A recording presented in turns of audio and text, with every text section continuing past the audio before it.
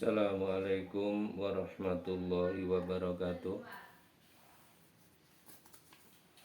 Kaum muslimin dan muslimat di mana saja berada yang saya hormati, selamat menjumpai YouTube kami di Rafiq Channel. Tolong subscribe, share, dan like. Semoga Anda mudah menghubungi kami. Bismillahirrahmanirrahim. Alhamdulillahi rabbil alamin. Wassalatu wassalamu ala asyrafil anbiya wal mursalin wa ala alihi wa sahbihi ajmain.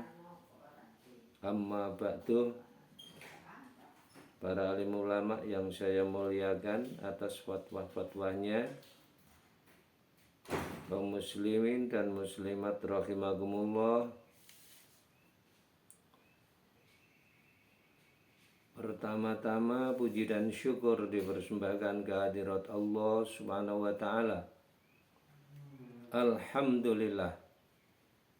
Pada saat ini, pagi hari ini, kita masih diberi kesempatan oleh Allah Subhanahu wa taala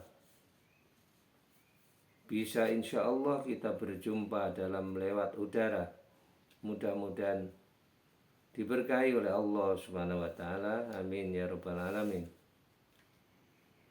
Sholawat serta salam disanjungkan kepada junjungan kita Nabi Muhammad sallallahu alaihi wasallam, keluarganya, ahlinya, dan seluruh para sahabatnya, juga kita sekalian sebagai pengikutnya. Mudah-mudahan mendapat syafaat di yaumil qiyamah. Juga amin, Allahumma amin.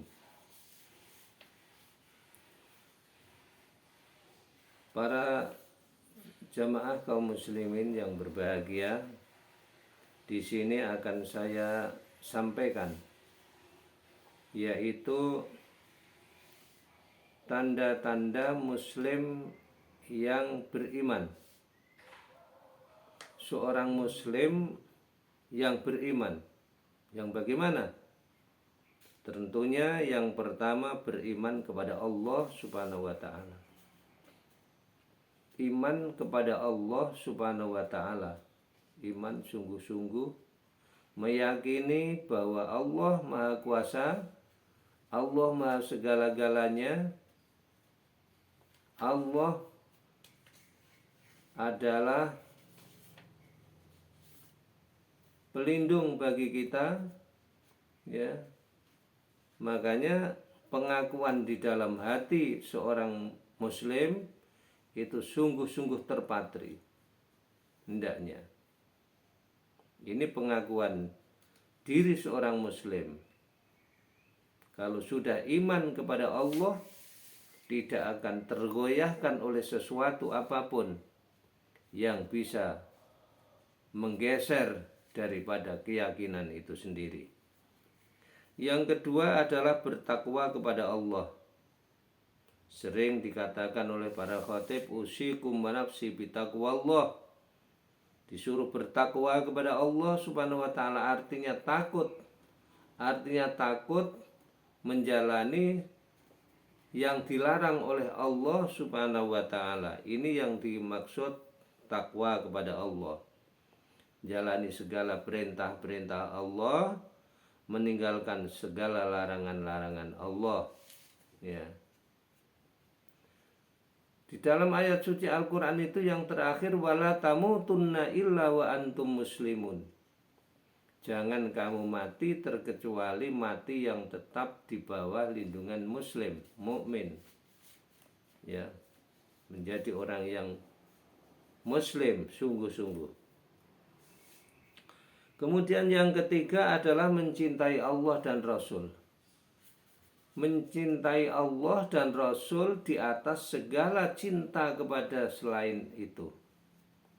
Artinya hanya cinta kepada Allah dan cinta kepada Rasul orang hidup di dunia ini.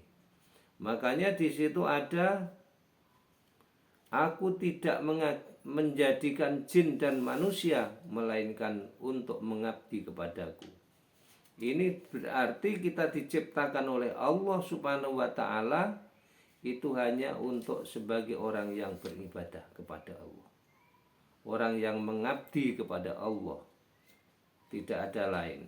Nah, cinta kepada Rasul adalah seorang yang menyampaikan ya ayat-ayat suci Al-Qur'anul Karim sehingga kita mengetahui itu dari Rasulullah Shallallahu Alaihi Wasallam. Ya, memberikan barokah kepada kita sehingga kita bisa melaksanakan sesuatu hal ya, itu adalah Rasul Allah, yaitu Muhammadin Shallallahu Alaihi Wasallam. Kemudian yang keempat adalah berserah diri. Tawakal ala Allah. Ya, tawakal tu ala Allah. Ya. Kita hanya kepada Allah Subhanahu wa taala saja tawakal itu. Pasrah diri kepada Allah Subhanahu wa taala. Wa may yatawakkal 'ala Allah fahuwa hasbuh. Barang siapa yang berserah diri kepada Allah, maka Allah akan mencukupinya. Jadi kita hanya pasrah kepada Allah, segala sesuatu sudah Allah yang mengendakinya. Sehat, sakit, ekonomi, segala macam apa yang diberikan oleh Allah kepada kita itu adalah semata-mata karena kita bertawakal kepada Allah Subhanahu wa ta'ala. Ya, jadi kalau kita sudah pasrah kepada Allah, itu kepada yang lain itu enggak ada. Ya, itu hanya syarat hidup di dunia saja.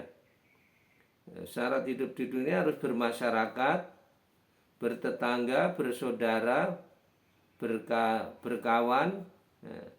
Namun cinta dan kasih sayang, cinta hanya kepada Allah Subhanahu wa ta'ala dan kepada Rasul Shallallahu Alaihi Wasallam.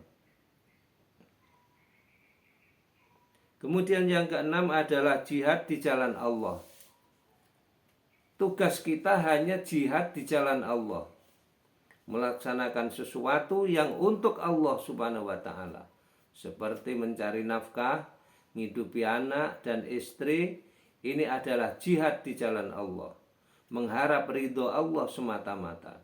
Karena kalau kita tidak demikian, maka kita adalah menyimpang dari hal yang demikian, kita akan keluar daripada jihad fisabilillah. Makanya jangan lupa melaksanakan sesuatu itu dilandasi dengan melaksanakan jihad fisabilillah.